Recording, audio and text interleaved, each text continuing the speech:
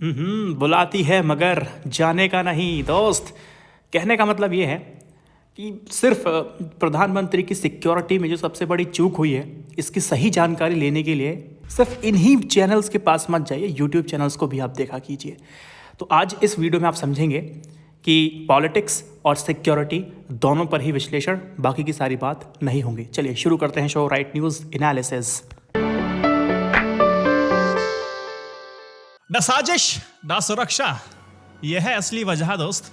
देखो, असली वजह कांग्रेस की अपनी है और बीजेपी की अपनी है। कांग्रेस कहते हैं कि रैली में भीड़ नहीं जुट रही थी।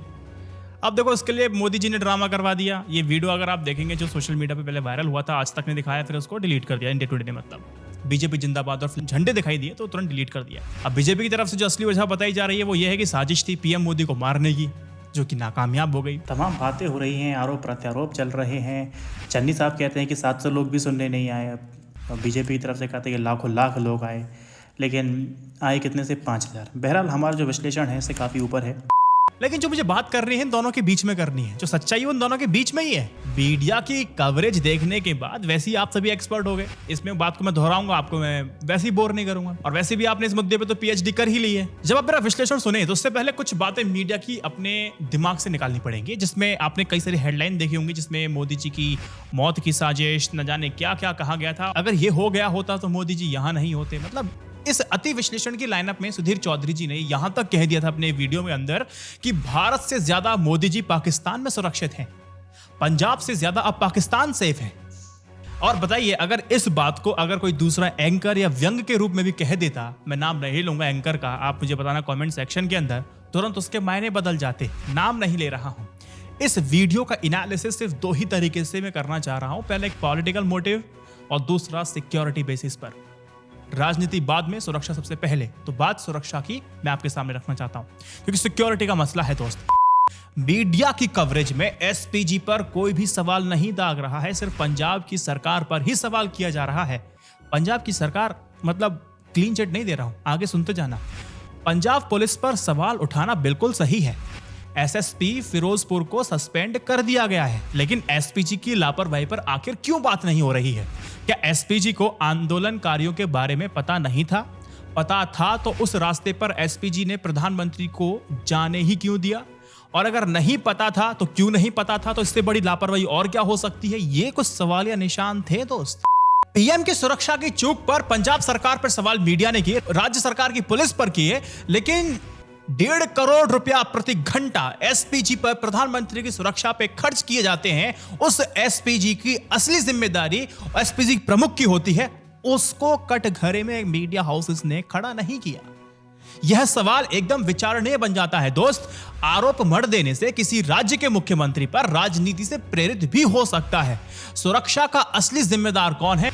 इतना भारी एसपीजी का ये जो पूरा आप ये देखते हैं लाइनअप, ये जो जलसा आप लोग देख रहे हैं, ये एसपीजी क्या करता है? केवल माहौल बनाता है या फिर सुरक्षा की असली गारंटी भी देता है? भी सवाल उठने चाहिए दोस्त। आपको ये पता होना चाहिए और आपको पता भी होगा कि मोदी के पीएम बनने के बाद एसपीजी के प्रमुख को 2 बार हटाया गया था और हटाया गया है।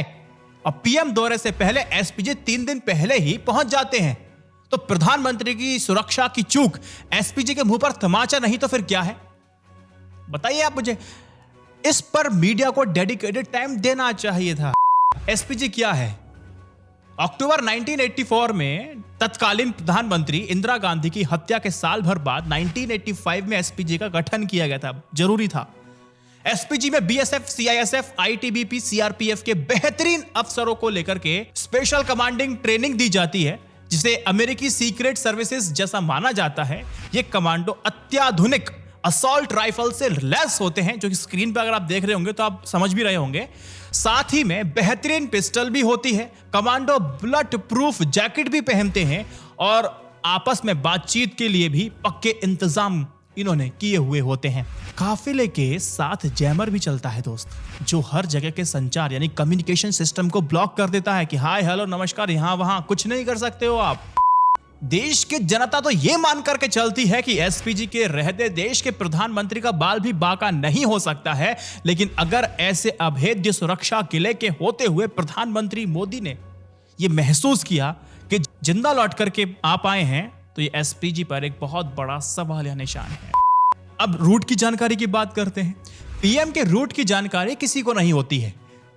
3 टीयर की सिक्योरिटी होती है। Security agencies plan A B C यहां तक तैयार रखती हैं, लेकिन यहां तो प्लान ए ही सही तरीके से तैयार होता नहीं दिखाई दे रहा था। बिना जानकारी के फ्लाईओवर के ऊपर भीड़ कैसे जुट गई? आमतौर पर वीआईपी रूट कुछ मिनट पहले ही खाली करा दिया जाता है कि यहां से वीआईपी निकलने वाले हैं, खाली कीजिए, ट्रैफिक को रोक दिया जाता है।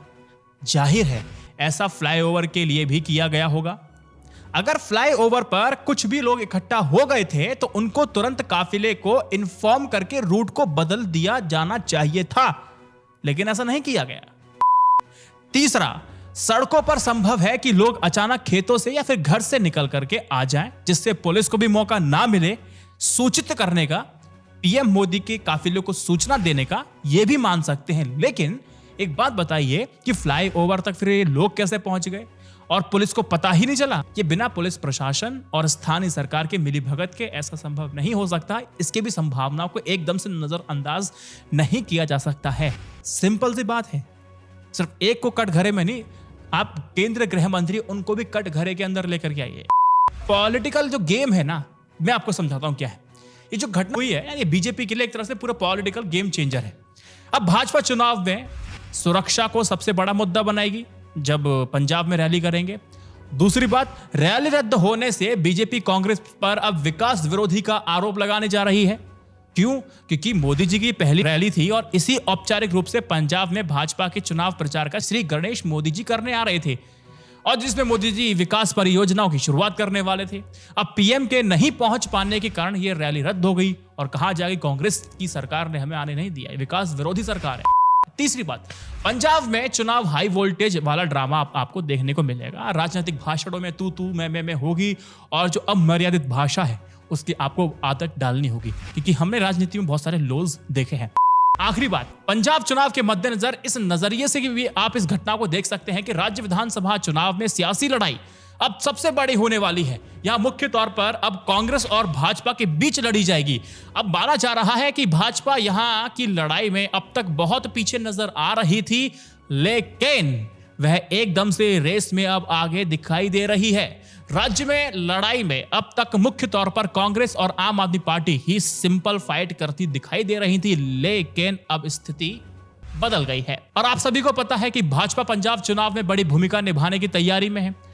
पार्टी 70 से 80 सीटों पर चुनाव लड़ना चाहती है।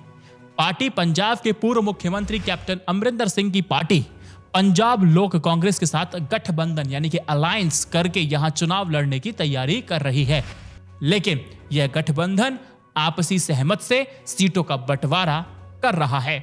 गठबंधन का चेहरा कौन होगा यह तय नहीं किया जाएगा। बिग ब्रदर कौन होगा, सारी लड़ाई तो इसी की है। पॉलिटिकल और सिक्योरिटी बेसिस पे बात आप लोग समझ गए हैं, और एसपीजी पे कड़े सवाल उठाने चाहिए। और अभी रिपोर्ट का इंतजार करना पड़ेगा, क्योंकि कुछ वीडियोस ऐसी निकल के सामने आई थी जिसको इंडिया टुडे ने डिलीट कर दिया था बाद में, और अपना हटा दिया था।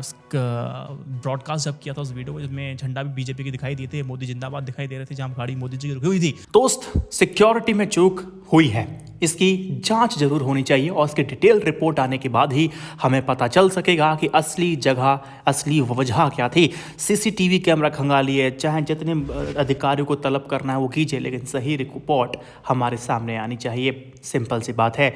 और अगर चूक की बात है तो पुलवामा जो अटैक हुआ था वो भी हमारी सुरक्षा एजेंसियों का सबसे बड़ा फेलियर था, वो भी एक चूक थी। इंटेलिजेंस और सिक्योरिटी फोर्सेस दोनों की सबसे बड़ी चूक थी। फिलहाल इसमें कोई जजमेंट देना कोई समझदारी भी नहीं है, और जल्दबाजी भी क्यों करनी है। पहले हम रिपोर्ट आने का इंतजार करते हैं, क्योंकि हाई लेवल कमेटी बैठा दी गई है चन्नी साहब के द्वारा। तो अच्छी बात यह है कि आने वाले वक्त में हमें सही जानकारी मिल जाएगी, फिर मिलने जा रही है। अभी हम उस रिपोर्ट का इंतजार करेंगे। इस वीडियो को 3 व्हाट्सएप ग्रुप पे शेयर कीजिएगा। जय Hind, Vande Mataram, stay updated, stay educated, सत्यमेव जयते। नमस्कार।